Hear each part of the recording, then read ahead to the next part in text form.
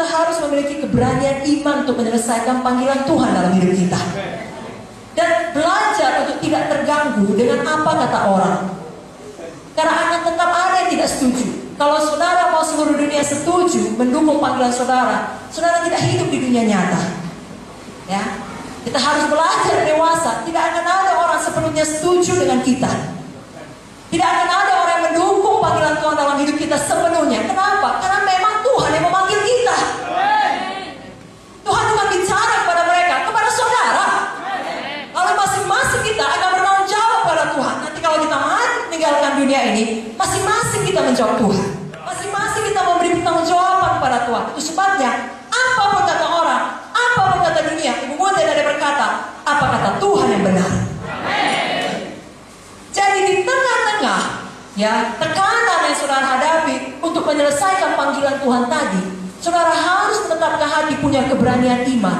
Tidak ada pun yang mendukung, bahkan melawan menentang saudara. Maju terus seperti Kaleb. Dan banyak contoh lainnya di dalam Alkitab.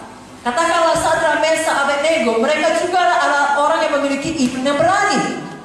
Sadrak, Mesak, Abednego dalam satu momen dalam hidup mereka harus menghadapi resiko kematian oleh karena mereka percaya kepada Tuhan Allah Israel.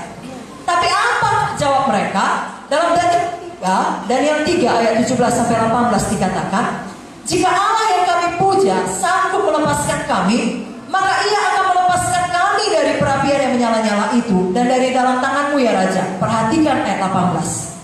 Tetapi seandainya tidak, hendaklah Tuanku mengetahui ya Raja, bahwa kami tidak akan memuja dewa Tuanku dan tidak akan menyembah patung emas yang Tuanku dirikan itu.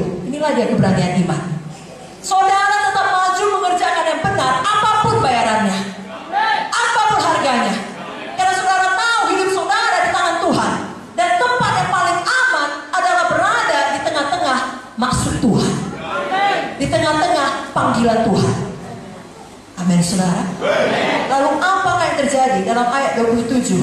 Dan para wakil raja, Daniel 3:27, para wakil raja, para penguasa, para bupati, para menteri raja datang berkumpul. Mereka melihat bahwa tubuh orang-orang ini tidak mempan oleh api itu, bahwa rambut di kepala mereka pun tidak hangus, jubah mereka tidak berubah apa-apa, bahkan bau kebakaran pun tidak ada pada mereka. Kalau kita punya keberanian iman, kita teruskan membayar harga, berapapun tingginya harga itu, Tuhan tidak pernah mempermalukan orang yang percaya kepadanya. Di tengah-tengah dapur api, saudara tahu Raja Nebukadnezar berkata, ada 4 orang di dalam itu. Siapakah itu? Yang satu adalah seperti anak Allah. Tuhan tidak pernah meninggalkan saudara. Justru Keluaran 14 ayat 14 dikatakan, Tuhan akan berperang untuk kamu dan kamu akan diam saja. Sore hari ini, mari kita semua keluar dari zona nyaman kita. Kalaupun kita sudah diberkati, kita sudah belajar tadi, sangat jelas diberitakan Ibu Munte, bukan itu tujuan hidup kita. Kita harus selesaikan panggilan Tuhan. Yang kedua, milikilah iman yang tekun. Mari katakan, ketekunan iman. Saudara percayakah kalau Tuhan berjanji Tuhan menggenapi? Berapa lama pun waktunya Tuhan pasti menggenapi. Dalam hal Kaleb, Tuhan tidak menggenapinya sebulan kemudian, setahun kemudian, bahkan tidak 5 tahun kemudian. Mari lihat berapa lama Kaleb mendapatkan janji Tuhan. Yosua 14, saya bacakan mulai dari ayat 7-15. Aku berumur 40 tahun. Berapa tahun Bapak Ibu Saudara? 40 tahun. Ketika aku disuruh Musa hamba Tuhan itu dari Kades Barnea untuk mengintai negeri ini, dan aku pulang membawa kabar kepadanya yang sejujur-jujurnya. Sedang saudara-saudaraku yang bersama-sama pergi ke sana dengan aku membuat tawar hati bangsa itu. Aku tetap mengikuti Tuhan Allahku dengan sepenuh hati. Pada waktu itu Musa bersumpah katanya, sesungguhnya tanah yang diinjak oleh kakimu itu akan menjadi milik pusakamu dan anak-anakmu sampai selama-lamanya. Sebab engkau tetap mengikuti Tuhan Allahku dengan sepenuh hati. Jadi sekarang sesungguhnya Tuhan telah memelihara hidupku seperti yang dijanjikannya. Kini sudah 45 tahun lamanya. Berapa lama Bapak Ibu Saudara? 45 tahun. Sejak diucapkan Tuhan firman itu kepada Musa. Dan selama itu orang Israel mengembara di padang gurun. Jadi sekarang telah berumur 85 tahun aku hari ini.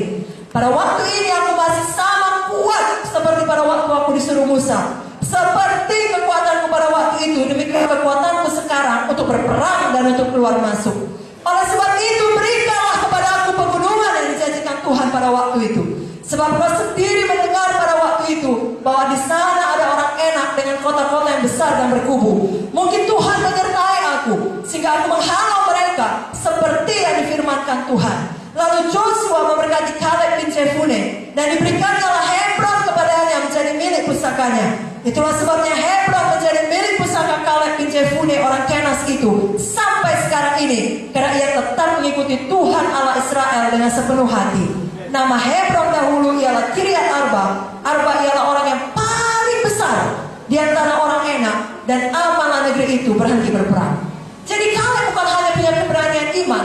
Tahu saudara berapa beraninya Kaleb beserta dengan Joshua? 2 orang melawan 2 juta. Jangan saudara pikir 2 orang melawan 10 orang. Karena 10 pengintai menyampaikan pada Musa. Saudara sudah baca tadi. Dan kepada 10 Israel yang kira-kira 2 juta orang. Semuanya setuju. Betul? Bahkan hendak melempari Kaleb dan Joshua dengan batu. Tapi mereka tetap berani dan berkata tidak. Kalau Tuhan berjanji, Tuhan akan menggenapi. Dan untuk keberanian iman harus disertai dengan ketekunan iman. Banyak orang pada awalnya, punya iman yang berani, panas-panas, sebentar saja panasnya. Tapi melewati testing waktu, melewati proses bentukan, banyak yang redup dan padam. Jangan ada demikian. Sekali lagi, jangan ada kita demikian.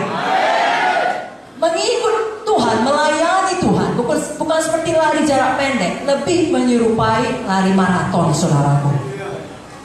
Apa kata Roma 12 ayat 11? Janganlah hendaknya rajin dan kendor, biarlah rohmu dan melayanilah Tuhan. Dulu melayani Tuhan, sekarang melayani Tuhan, nanti pun melayani Tuhan.